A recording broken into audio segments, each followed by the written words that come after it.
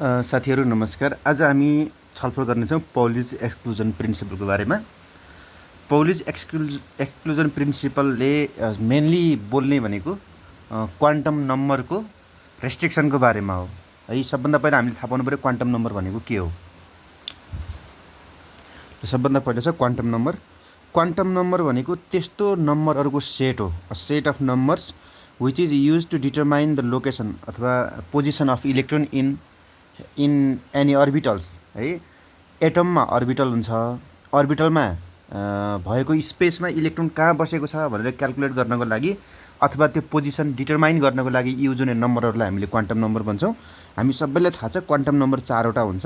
एउटा एन भनेको principal quantum number भइहाल्यो होइन। एन, एल, एम र एमएस क्वान्टम नम्बर, ठिक छ। यो Henle energy, number of energy, कुन चाहिँ इनर्जी लेभलमा छ अथवा बोरले भनेको एटमको वरिपरि इनर्जी लेभलहरू हुन्छ नि, हो त्यो इनर्जी लेभल कतिमा छ भनेर क्याल्कुलेट गर्छ एनले। अनि एम भनेको के अरे एजिमुथल क्वान्टम नम्बर, यसले चाहिँ एसपिडिएफ अर्बिटल कहाँ कहाँ छ भनेर क्याल्कुलेट गर्छ। एम भनेको म्याग्नेटिक क्वान्टम नम्बर, यसले चाहिँ त्यसको सेप साइज कस्तो छ भनेर क्याल्कुलेसन गर्छ है। त्यसपछि एमएस भनेको स्पिन क्वान्टम नम्बर हो, यसले चाहिँ पोजिटिभ छ अथवा नेगेटिभ छ, एन्टी क्लकवाइज डाइरेक्सनमा घुमेको छ अथवा क्लकवाइजमा घुमेको छ अथवा एन्टी क्लकवाइजमा घुमेको छ भनेर इलेक्ट्रोनको स्पिनको विषयमा कुराकानी गर्छ।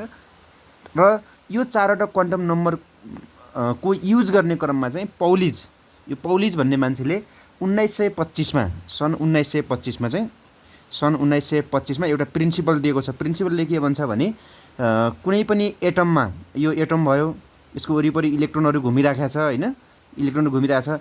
यो इलेक्ट्रोन यो दिशामा घुमेको छ भने यो इलेक्ट्रोन पनि यही दिशामा घुम्दैन भनेर भन्छ क्या। एउटाको एन्टी क्लकवाइज डाइरेक्सन छ भने अर्कोको क्लकवाइज डाइरेक्सन हुनुपर्छ। यो चारवटा क्वान्टम नम्बरमध्ये एनको भ्यालु सेम हुनसक्छ दुईवटा इलेक्ट्रोनको लागि, एलको भ्यालु सेम हुनसक्छ, एमको भ्यालु सेम हुनसक्छ, तर एमएस कहिले पनि सेम हुँदैन भनेर भन्छ। यसलाई चाहिँ हामीले एक्सक्लुजन प्रिन्सिपल भन्छौँ है त। अब यसलाई हामी यसरी मिलाएर लेखौँ, in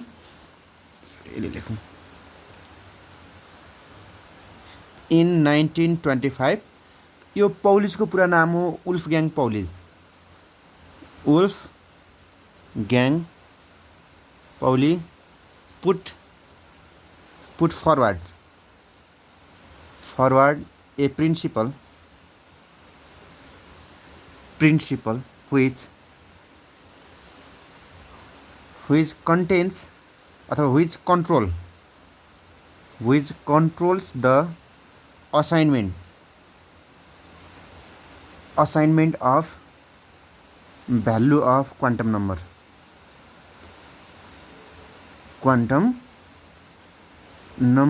of an electron in an orbital। अर्बिटलमा भएका अर्बिटलमा इलेक्ट्रोनहरूको असाइनमेन्ट गर्दाखेरि चाहिँ कुन क्वान्टम नम्बरमा त्यो चाहिँ रेस्ट्रिक्ट हुन्छ भनेर क्याल्कुलेट गर्छ। यसलाई चाहिँ हामीले के भन्छौँ, पौलिज एक्सक्लुजन प्रिन्सिपल भन्छौँ है त। अनि यसले चाहिँ के भन्छ भने यसको अब हामीले यहाँ प्रिन्सिपल लेखौँ है त। पहिला प्रिन्सिपल चाहिँ हामीले के लेखौँ भने सबभन्दा पहिला यसको एउटा एकदम विश्व प्रसिद्ध एउटा सेन्टेन्स छ अथवा स्टेटमेन्ट छ। त्यसले भन्छ नो टु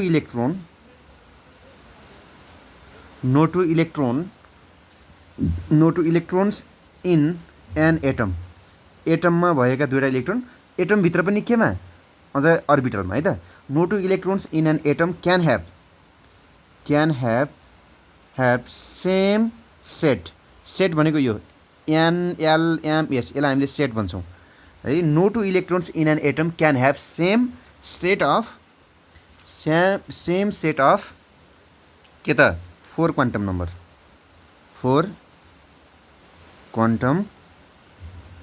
नम्बर्स। यो चाहिँ पौलिज एक्सक्लुजन प्रिन्सिपलको थ्योरी हो। अब यसलाई हामीले इक्जाम्पलको रूपमा हेर्छौँ, इलिस्ट्रेसन गर्छौँ है त। इलिस्ट्रेसनमा हामीले के गर्छौँ भने लेट अस कन्सिडर अब कुन दुईवटा इलेक्ट्रोन भएको कुनै एउटा एटम लिउँ। हाइड्रोजनमा एउटा मात्रै हुन्छ, हाइड्रोजन नलिउँ। हिलियममा दुईवटा हुन्छ, हिलियम लिउँ त है। Let us consider consider a helium atom which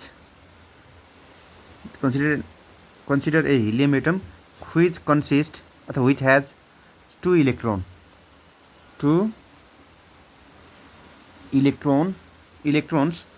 which has two electrons the set of यसलाई हामीले यो चारवटा सेट भन्छौँ नि हैन the value of four quantum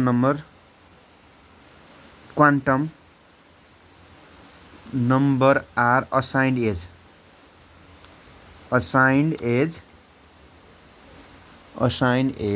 अब हामीले असाइन गरौँ हिलियममा कतिवटा इलेक्ट्रोन हुन्छ दुईटा इलेक्ट्रोन हुन्छ यहाँ लेखौँ हामी नम्बर अफ इलेक्ट्रोन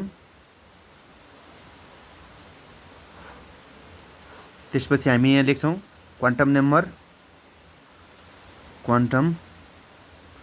नम्बरमा कतिवटा सेट हुन्छ चारवटा सेट हुन्छ एउटा एन एल एम र एमएस इलेक्ट्रोन हुन्छ दुईटा एउटा फर्स्ट इलेक्ट्रोन अर्को सेकेन्ड इलेक्ट्रोन र फर्स्ट इलेक्ट्रोनमा अब हिलियममा भएको इलेक्ट्रोन भनेको त यसमा हिलियममा 1s2 हुन्छ नि त हो कि हैन हामीले हिलियमलाई इलेक्ट्रोनिक कन्फिगरेसन गर्यौँ भने त 1s2 लेखिन्छ 1s2 भन्नुको मतलब s अर्बिटलमा दुईटा इलेक्ट्रोन हुन्छ त्यो फर्स्ट इलेक्ट्रोन भयो त्यो सेकेन्ड इलेक्ट्रोन भयो फर्स्ट इलेक्ट्रोनको लागि यो एउटै सेलमा हुने फर्स्ट इलेक्ट्रोनको लागि n को भ्यालु कति हुन्छ यो अगाडिको 1 त्यसकारणले यो 1 भयो यसमा पनि 1 नै भयो 1 इलेक्ट्रोनको भ्यालु भनेको जहिले पनि l को मान भनेको n को भ्यालु 1 ल मानिलियौँ n को भ्यालु 2 भयो भने l को भ्यालु 2 भन्दा कम हुन्छ 2 भन्दा कम 0 को हुन सक्छ 1 हुन सक्छ 2 भन्दा कम किनकि l भनेको कति हो त n - 1 हो नि त n को भ्यालु जति छ त्यो भन्दा 1 ले घटाइदियो भने l को भ्यालु आउँछ के अनि m भन्यो भने के हुन्छ भने -l देखि